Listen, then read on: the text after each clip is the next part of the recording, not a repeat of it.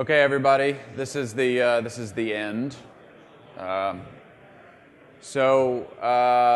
Thank you very much for coming to Surge. I thought I'd end with a little bit. Thanks.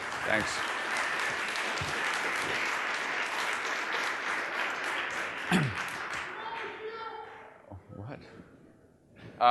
I thought that I would tie the themes of the conference together, and there would be no better way to do that than with disaster porn, because it seems like a very hot subject. And I happen to undergo a severe trauma this week in that arena, so it's all very fresh, like all the details. So I thought I'd relive that. But before I build up the confidence to go through that harrowing experience again, I wanted to thank all the sponsors who made this possible.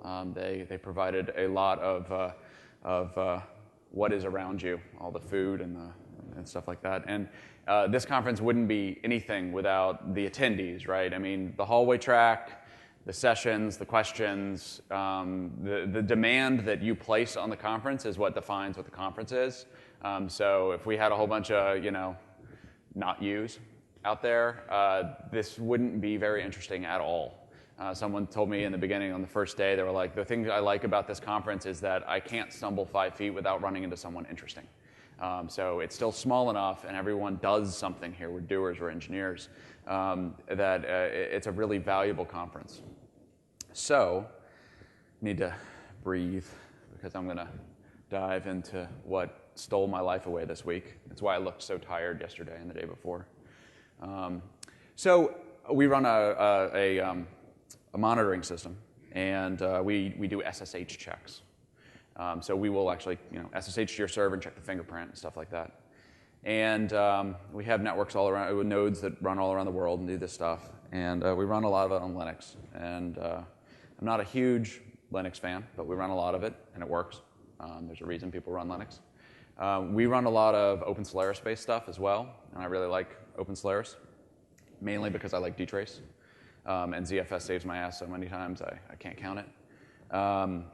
So we had this problem that one of our agents running on OpenSolaris, every once in a while, and it's pretty frequent because we run a lot of SSH checks, we'll go out and do an SSH check, and it'll say, SSH command aborted, right? So like the session aborted before it happened, and somebody gets paged, like, yeah, your SSH server's down. There were a lot of these, and they were frequent. And it wasn't happening on Linux, and it was happening on Solaris. And it's like, okay, so, 1 is funny, 2 is not funny. So we're looking at it, and I'm looking at it first, let's TCP dump it. Of course, it's SSH, so it's a little tricky to do TCP dump on SSH. But you can see it was in the key exchange stuff. So it was in gex key wait or something like that, which is very initial handshake part. And I see it going along, and then I see, boom, pop. Hey, I'm done. And I'm like, but you didn't finish reading the rest of that packet. Like, it's there. Like, what? That doesn't make sense. All right, so then I whip out truss on my box, and I'm doing it, and it's like, okay, so the abort here, looking at the code, looking at truss, and I'm like, okay, the abort here happens when I do a read, and it returns an error, and I didn't get an E again, which meant I need more data. So I'm trussing and get the receive. I'm like, wait, why is it doing receive? It's supposed to be doing read. All right, receive, -1, receive, -1, E again, E again, E again. Session aborted. But it was a -1 and an E again. It's supposed to just wait for it, right? So I'm like, okay. All right, I have dtrace. This is awesome. I am just going to figure out what the hell's going on. So I go look at the code, and it says it's doing a read. And again, wait, it was doing a receive, not a read. This is strange. And I realized, oh, that's a macro. That calls a macro. That calls a macro. The code was not at all what it looked like. So I had this tool, which I think is brilliant, dtrace, and I can see exactly which instruction offset of that function it's returning from. Like in production live, I can say, hey, the SSH connection that's about to happen there, wait for it, and when it aborts, give me the instruction pointer. I have no idea where that instruction pointer is, and I was actually out of my depth here, right? I don't read disassembled code well enough on x86-64 to just look at it and be like, brunette's problem there, right? I don't see the matrix. So At which point, I was trying to channel my inner Cantrell because he's not here. At which point he was like, dude, just send it to me, right? I'll read that. Yeah, just send it to me. Send it to me. I am. Wake me up. I'll just, I was like, okay, all right, next time. So what do I do? What every natural debugger does when their tools don't work?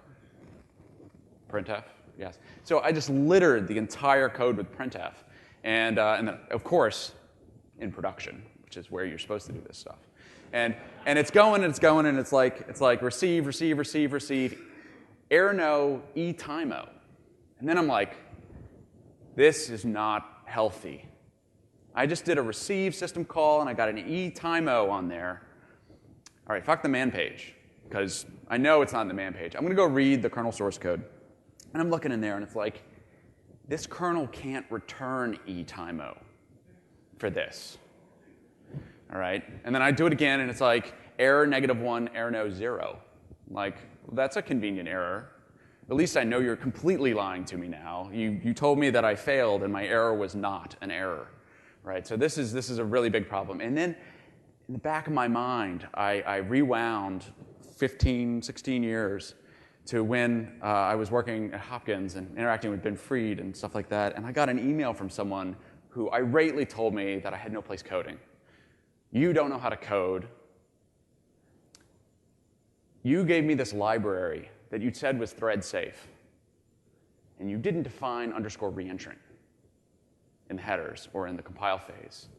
And what happens when you don't define reentrant is your error no symbol is not thread safe. So by the time you return and the kernel says, hey, it's error no is e-time again, another thread has errored and the error no is set to something else. So you have a race condition on reading the error condition. And I was like, fuck me. Like, those libssh2 guys are chumps. They don't know how to code, right? All right. So, and it's still, the wisdom hadn't come to me yet. And I was just angry, right? And this is where the saga starts, not finishes. So there is a 3-character fix for this on Solaris when we're running. When I compile libssh2, I can compensate for everyone else's failures by doing -mt on the flags, which is compile it thread safe. And it does all of it. It turns on like every single flag you can turn on to make everything in the system that can be MT async safe. So I rebuild it and deploy it and run it. And the SSH check fires and it seg faults. Okay. And what's better is there are no frames. It smashed the stack. It's totaled. It failed in strcomp. And I'm like, okay, well, this is a lie. I have dtrace. All right. So I trace through, and it's actually comes to happen. It's failing in SHA-1 final inside of OpenSSL. So I'm staring at it, and I've got this core file, and it's production server. At this time, I have 3,200 core files because it's churning them out like something. I roll back, and I'd rather abort and tell somebody their SSH server isn't working than not check anything. So I'm looking at this core file, and I mean, like 6 hours go by. Right? I'm just staring at it, and I'm debugging it. I'm looking at it, and I'm like, I want to print things out, and something is wrong here. And I'm like, okay, I had this problem with Node.js before on a different box. And I logged into the box, and I ran it, and finally in the core, I realized there are 2 libsLs in this. There's 098 and 1.0. So somebody had compiled against the 098 headers and linked me again against the 1.0 libraries, and I had all of the wrong publicly exposed symbols in there. All my context for doing message digest was the wrong size. So like it was allocating an object that was too small, passing it into a function that it didn't know about, and it was exploding. So I was like, oh, well, I know what the Node.js problem was before now. That makes a lot more sense. I can fix this by simply recompiling everything against OpenSSL 1.0, which is a task that's been on our plate for a long time, but it had to be accelerated this week because we had to roll it out. So this is, again, where the saga begins.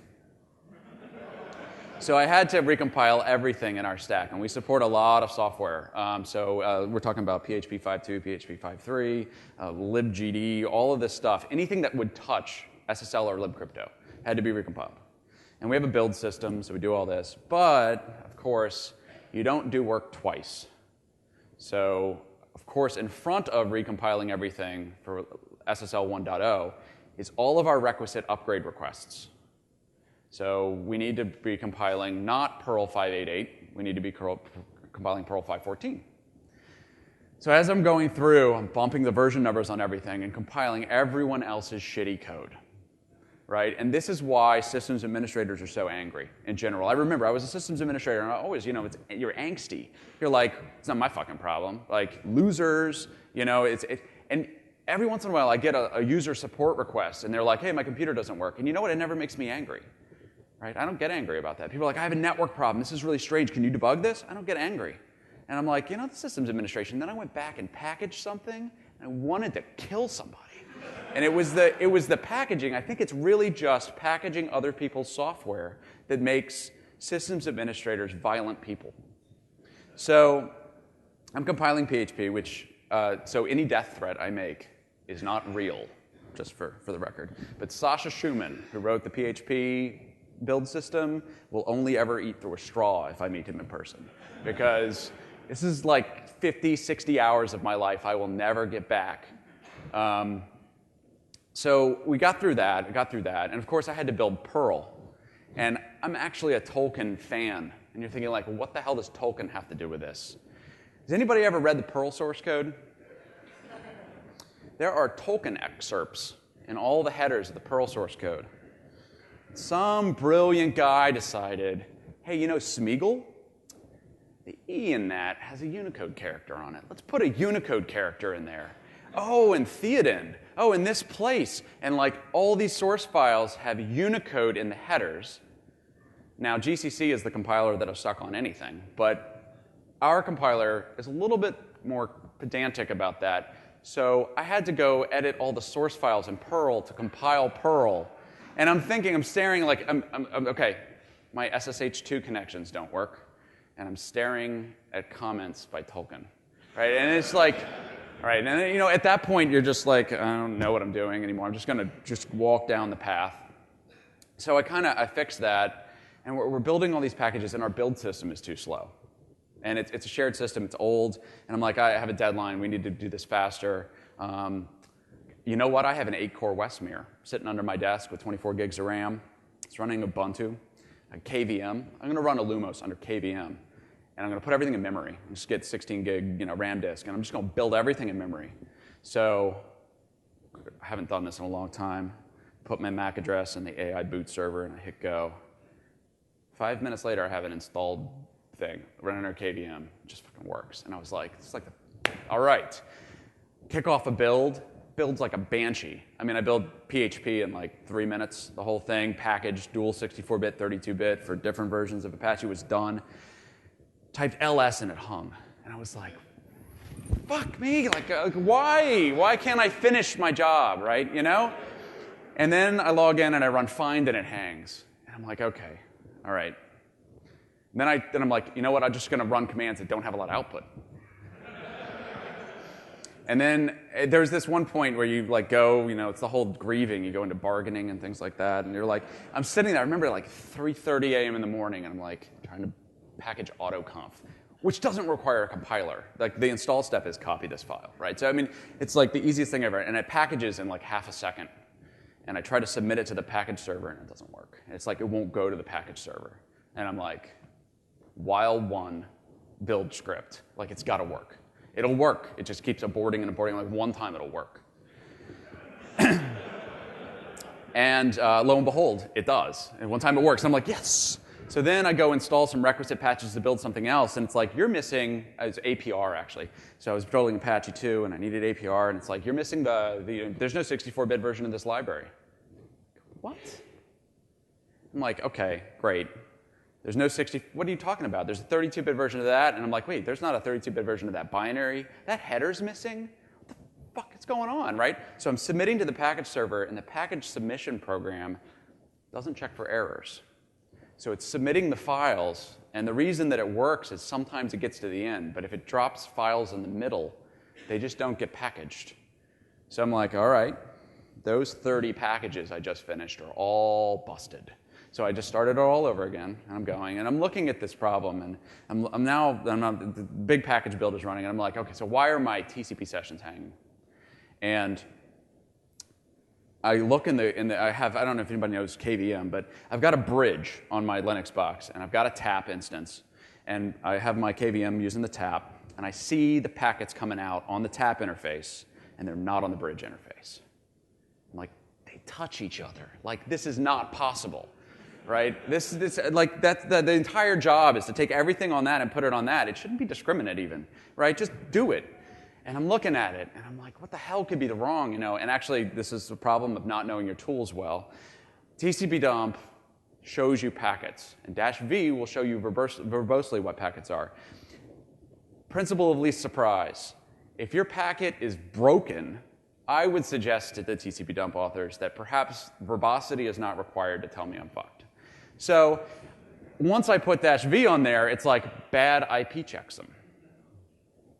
And I'm like, I have this sinking feeling. I had this, Theo, what's going on? I've seen this before. In fact, I've seen this at a really large customer that we almost lost the account for.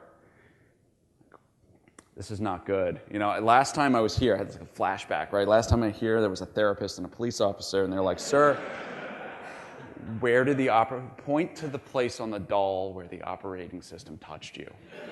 And it was like, it's like, all right, this is an E1000 Intel hardware checksum offload bug. Like, I just want my SSH2 to work.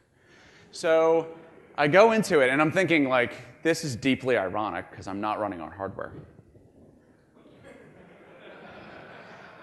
So this is where it gets bad, and this is where wisdom starts to come.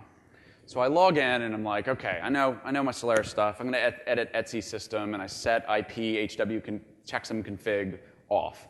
And I reboot, and it doesn't work. And I'm like, okay, you know, sometimes that doesn't work. I'll actually set it in the driver. So I open up e1000g.conf, and I'm like, I don't remember the thing. So I look online, look on Google. And the internet is always right. And you'll trust me in a second why I tell you that. So I look online, and I see someone say, hey, you know, we have this hardware checksum bug. And it's like, yeah, okay, set LSO enable off for the segment offloading, turn that off, and do tx-hwcksum equals 0. Okay, somebody's nodding. Good, you were with me. All right, nodding. All right, set it. Doesn't work. All right, and go back, and the next post, what does it say? No, it was this. It was, thank you so much. This solved my problem. Fuck, right? So, and then this is Wednesday now. I'm at the conference. I'm at the hackathon here, and I'm like, this is not right. So where do I go? I read the Illumos source code, and I'm scrolling through it, and it's just like, you know, everything's funny at that point, where it's like, well, what's the likelihood that they take these names and change underscores to dashes? Because it's TX underscore HW checksum, not dash. Like 6 hours wasted because of a dash and an underscore, no error message, right? So I reboot, and everything works, and it's done. And it works, everything builds, the whole build system builds, everything's uploaded, and now we have an SSH2 fix that's staged in production and being tested.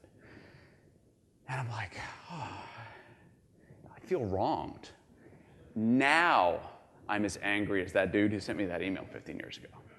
Now I understand the wisdom. It's come full circle, right? I understand the pain. And I think the way this ties back into everything is that complex systems fail in really bad ways, right? And we all work on big systems, and they have lots of moving parts. And what Ben said in the keynote was, it really resonated with me, which he said that when you're working on really scalable systems, you're working on the border of the known and the unknown. And when you're there, having specialization and not generalization has no use, right? It is extremely hard. Can you imagine what that troubleshooting process that took probably about 25 hours of my week since Saturday at 3 a.m., how long that would have taken if I said, you know what? I can't debug that. I have to hand that to engineering. And engineering said, oh, that's a networking problem. I'm going to hand that to networking. Like, in a typical organization, like a TX hardware checksuming offload turnoff can take 5 days. Right? If you have a bug with your OS and you need to reprovision it and it needs to go out and needs to get fixed, that stuff can take 5 days in the enterprise. And that was 1 second of the story, right? I mean, there was an enormous story there where it went up and down the stack. It went into the tools and the instrumentation, KVM. The beauty is, like, I knew about the Intel hardware checksum error because I deployed something in a client and it exploded. I actually incorrectly recalled that, right? Because I knew about an Intel hardware checksum error, not a QEMU tip of the hat to Intel. Let's fuck up our emulated driver too, right? It was completely red herring. I got lucky. I really got lucky. And I was saying to myself, like, it's an Intel hardware offloading bug, but like, I'm not running on Intel hardware. I'm running on the QEMU emulated driver for the hardware offloading. And then there's a bug in the QEMU one. It's like, hey, look, we have a rollover bug in our checksum code. It's like, well, I know how Intel does it now, but it was really bad. So I think it's really important for the curiosity, the tenacity to solve problems. And Ben said also that, are you born or are you made? That's a really weird question. I mean, there are certain people in this world that simply don't have drive.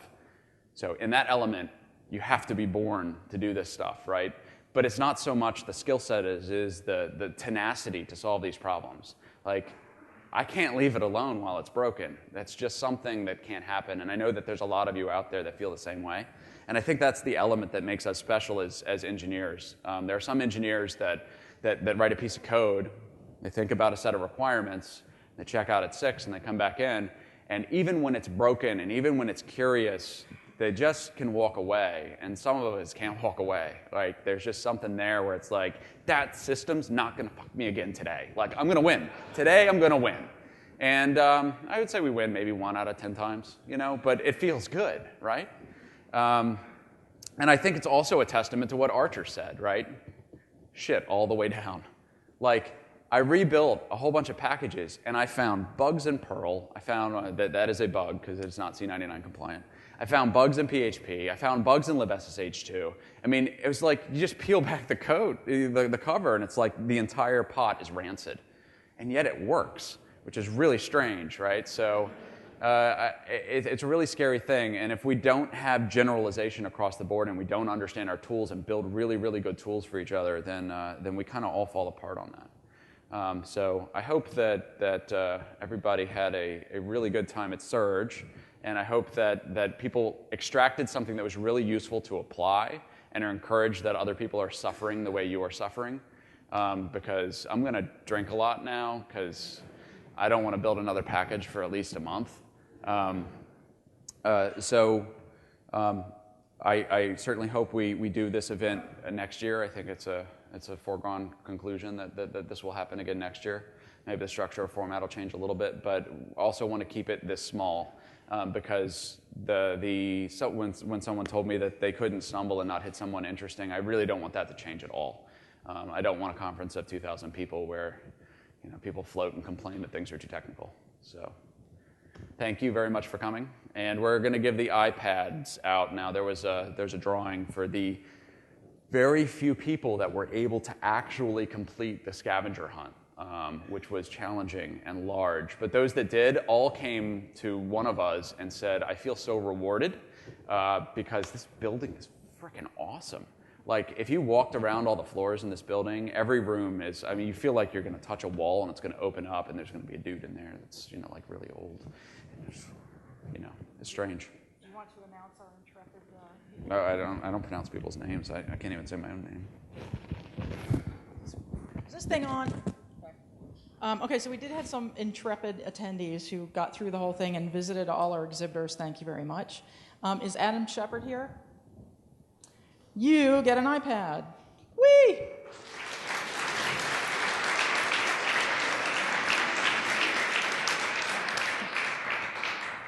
Thank you, Adam. And Greg Sayadian, you get a Mac Air. You're the big wiener. Good job. Okay, and last but not least is Tom Pride, BBC. You get the other Mac Air. Thank you very much. iPad. I mean, I'm sorry, the iPad. Thank you very much. Thanks, guys. All right. Have fun in Baltimore.